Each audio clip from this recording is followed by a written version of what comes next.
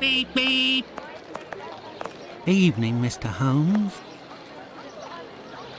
Good evening, Hardiman. Has Abraham Solomovich still not reopened his shop? No, not that I know of. Have you heard anything about the latest murder? Certainly there is talk of nothing else. Poor girl. I hope they catch the bastard who did it. Who do you think that could be? A madman, that's for sure. Everyone in the area is pinning it on a Jew. But I don't believe that for a second. Why? Because Jews don't like blood, you see. They're not allowed to eat it, and they have to drain the meat before cooking it. It's true that they eat animals, but they are fanatical about all kinds of silly things. I don't know much about their rituals and all, but I know that a Jewish butcher can't just do whatever he pleases with his knife. He has strict kosher rules to follow. You seem to be very well informed. Well, I buy my meat from them too. My clients don't care whether the meat comes from Jews or not. Cats eat it regardless. And let me tell you, I'd go as far as to say that I may even have more faith in a Jew, because even if they don't eat all the offals, a Jew inspects them to see if the animal was in good health.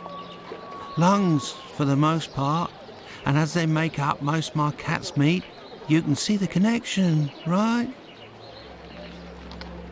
Jews are allowed to eat offals? Yes. They eat calves' kidneys, I think. How big is that? A calf's kidney? Well, that depends if it's fresh or if it's been marinated in brine or cooked. When fresh, are they as big as a human kidney? They would be, yes. You know, Mr. Hardiman, it's lucky for both of us that the murder that took place in your mother's courtyard was only the Whitechapel killer's third. Had it been the first, I wouldn't be thanking you, as I'm doing now, for all of this important information. Goodbye and take care. If you say so. Right, farewell, Mr. Holmes. Let's go to the cobbler's.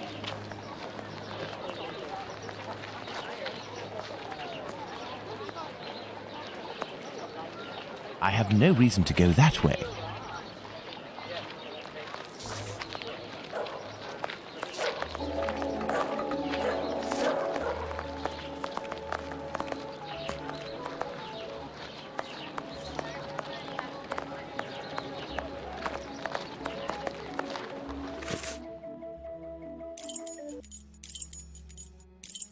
Let's go to the cobbler's.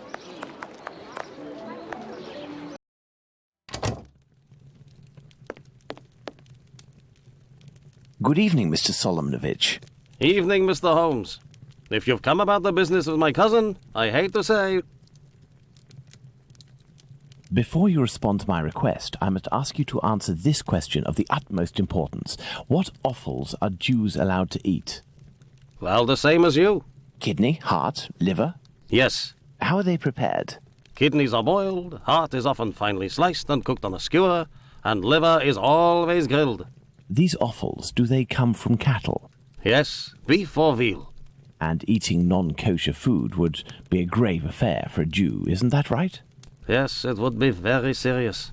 But what are you getting at?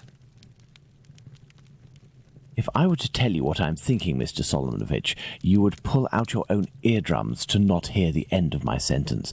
It goes against the beliefs of hundreds of members of your community, and for some, perhaps even worse.